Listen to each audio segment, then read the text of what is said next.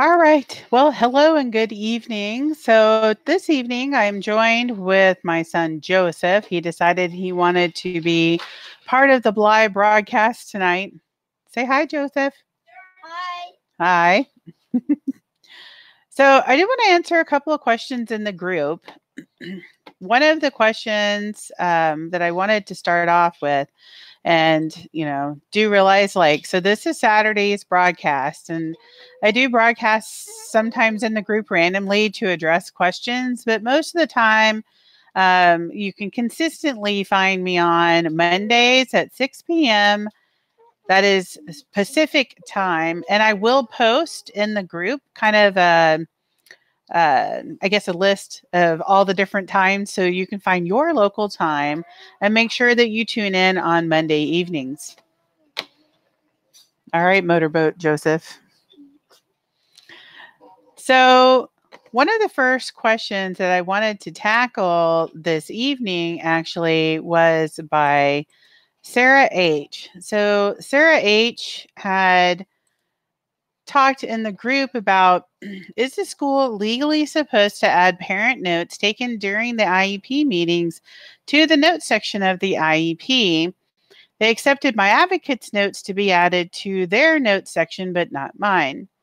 So when you say notes, are you talking about just general notes that you took, or are you talking about parental concerns? Because that's a little bit different, and parental concerns are addressed in the law. Though honestly, if they took your advocate's notes, why didn't they take your notes, right? But like I said, they should be taking that information from you.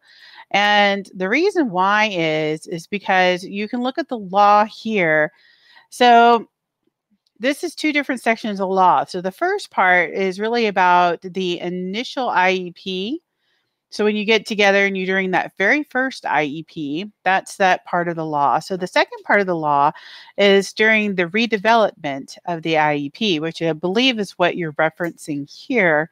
So this isn't the first IEP your child has ever had, but some subsequent reevaluation. And so when you have reevaluations, this is the part of the law that you want to reference. And that specifically discusses parental concerns. And I'm going to go here to the law. And I did put the law to the link to this section of the law in that thread in the post. But it talks about here for review and revision of IEPs. And it says each public agency, so that's the school, must ensure that, subject to these paragraphs here of this section, the IEP team does.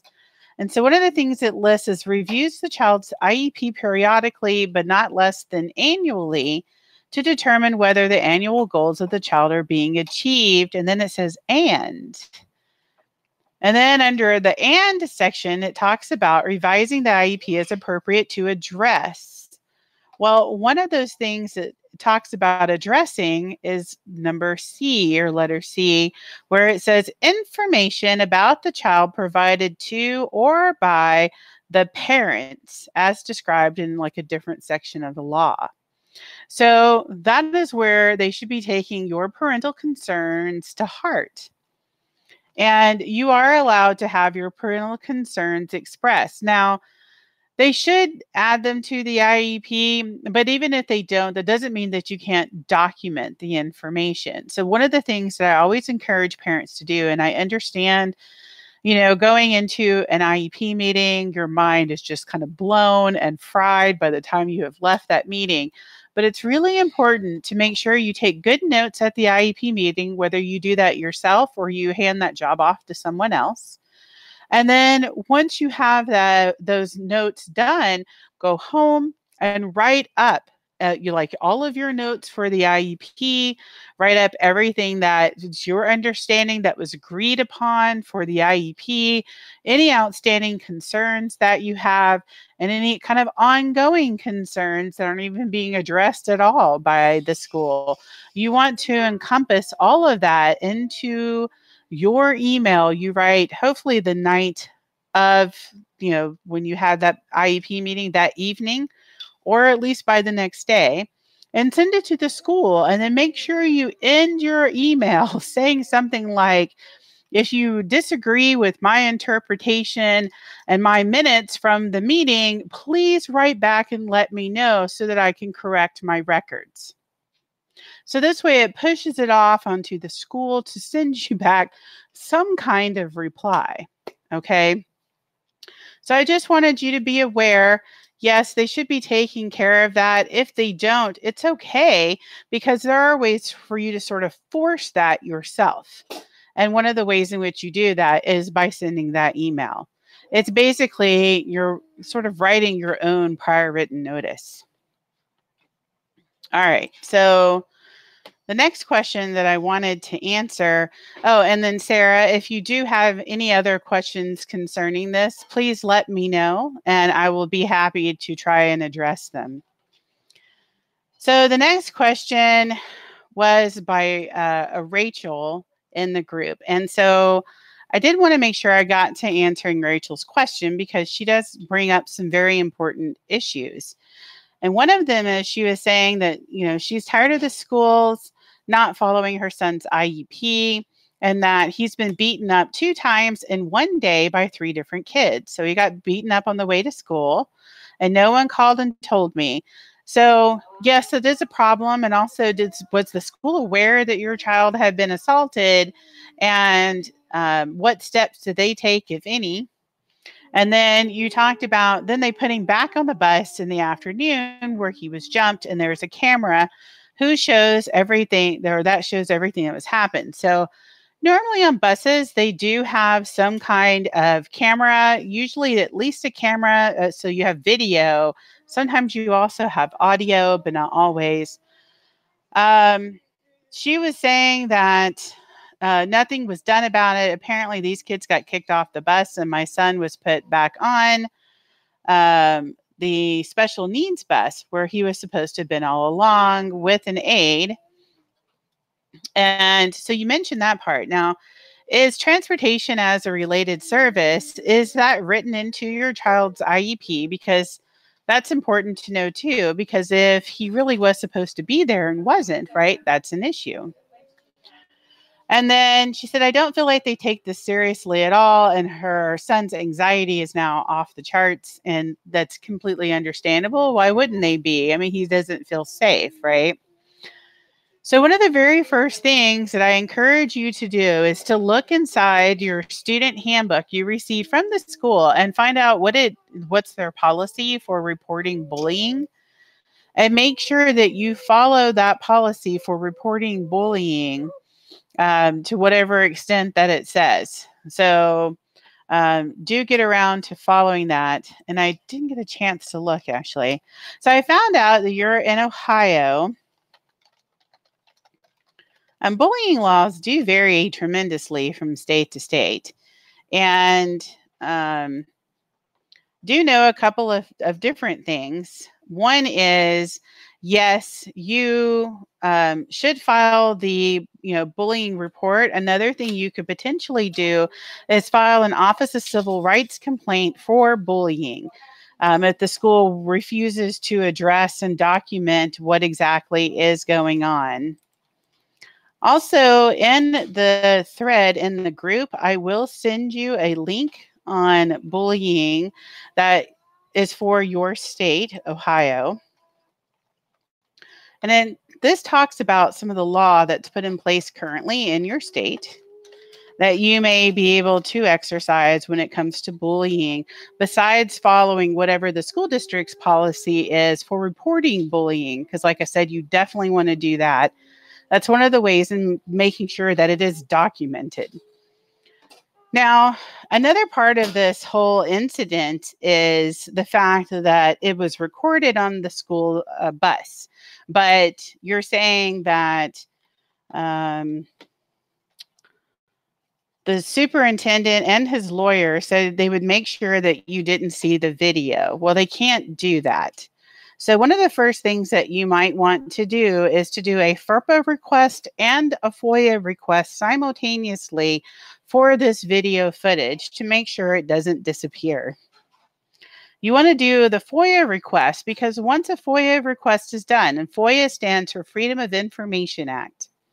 Once that is done, the information is sort of frozen. They can't do anything with the information. They must retain it and keep it until you decide if you want to access that information.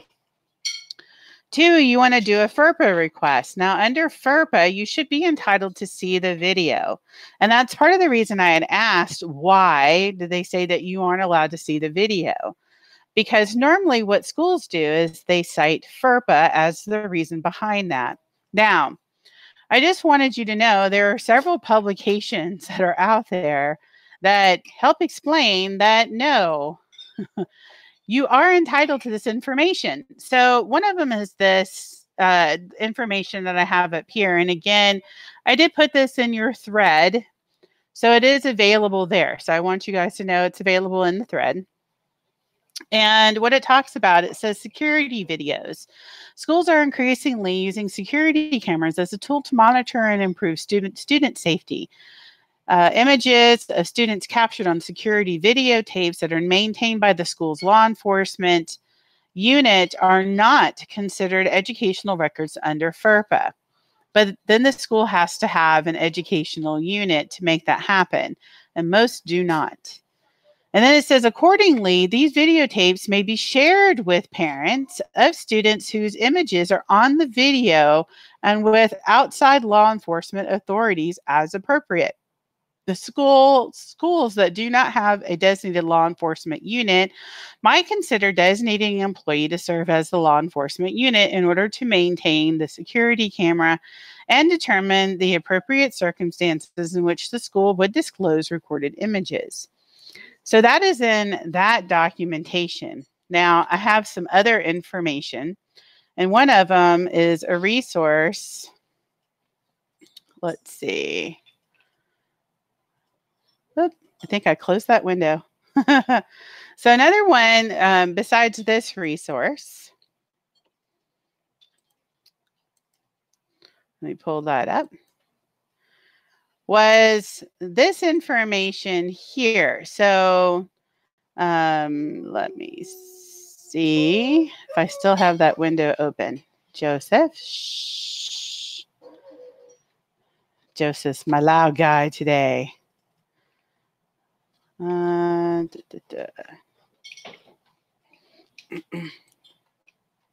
I must have closed that window. Sorry about that. Okay. So this, though, link, and again, I'm going to leave this in the thread, but I will here post it for a moment so you guys can see what the address is. Because you remember, as I've told you, right, like never quote me. Schools don't care about what I have to tell you, but they do care about authoritative sources. And so this would be considered an authoritative source. This is the Department of Education's own website. It's their FERPA website. And so what it says here, if a video is an educational record for multiple students, can a parent of one of the students or eligible students view the video? So what it says is when a video is an educational record of multiple students, and I'm sure, again, this is part of what the school district is going to allege, is that this is a FERPA video, and under FERPA, they can't disclose multiple students' information. But here's what this says. It says, in general, FERPA requires the educational agency or institution to allow, upon request, an individual parent of a student or the student, if they're part of that video, to whom the video directly relates to inspect and review the video. FERPA generally does not require the educational agency or institution to release copies, but they do have to let you view it. So it says, in providing access to the video, the educational agency or institution must provide the parent of the student with an opportunity to inspect and review the video. If the educational agency or institution can reasonably redact or segregate out portions of the video directly related to other students without destroying the meaning of the record, then the educational agency or institution will be required to do so prior to letting you view the records. On the other hand, if redaction or segregation of the video cannot reasonably be accomplished, or if doing so would destroy the meaning of the record, the parent of each student to whom the video directly relates would have the right under FERPA to access the entire record, even though it also directly relates to the other students. And this has gone on to be explained in something called the letter to watcher. And that's something else that I will give you as a reference here. So let's see. We pull all this information up. So the letter of watcher, and I believe I have that window open still. Let's see. There it is. So I'm going to let this address scroll at the bottom, but it's awfully lengthy. So just realize again, I do have this attached to the post in the group. All right. So you guys can see the post here. But I wanted to kind of give you this information. So in the letter to watcher, it goes on and it explains in this particular case how 8 students directly were involved in a hazing incident with 2 victims and 6 perpetrators. And so the parent was trying to access and see the video and was being denied. And what went on in this particular case is that FERPA ruled the parent is allowed to see the record. The school was trying to redact it, but in redacting it, they were losing the relevant information to it. And so therefore decided that, that's kind of where I guess where the problem was lying, right? And so the case went to a FERPA complaint. And so FERPA ruled that, yes, the parent is allowed to see its record in its entirety, even though other students technically are involved in this incident. They're still allowed and entitled to see it because their child was involved in the incident also. So again, I do have that. I mean, it's a ridiculously long link, but it is posted in the thread so that if you want to, click on it to go directly to see the resource, it is there. But the letter to watcher really helps back up why they have no way in which they can deny, or sorry, there's no way, I can't see a way anyways, in which they can deny letting you get that information. So I just wanted you to be aware you should be able to access and view, okay, not get a copy, but view the tape and see what happened when, your child got assaulted or allegedly assaulted on the school bus. And that will help make the determination. Also determine if you would like to potentially see about pressing charges on these other students. So those are all some potential options that you have. And if this doesn't kind of get to the crux of the problem for you to, kind of help you fight back with the school, please let me know and I will help you with doing whatever it is we need to do so that you can get access and be able to view what happened on the school bus and then be able to make decisions from there. All right. Well, thank you guys for, being on here for a few minutes with me. And I hope this answered your questions. And if, like I said, it does not, please post again in the group and let me know. And I will come back and we'll continue to work on this until hopefully we can get a resolution for you. All right. Well, thank you so much for joining me. And thank you for letting me have my co-host here, Joseph. Bye-bye. Bye-bye. We'll see you later.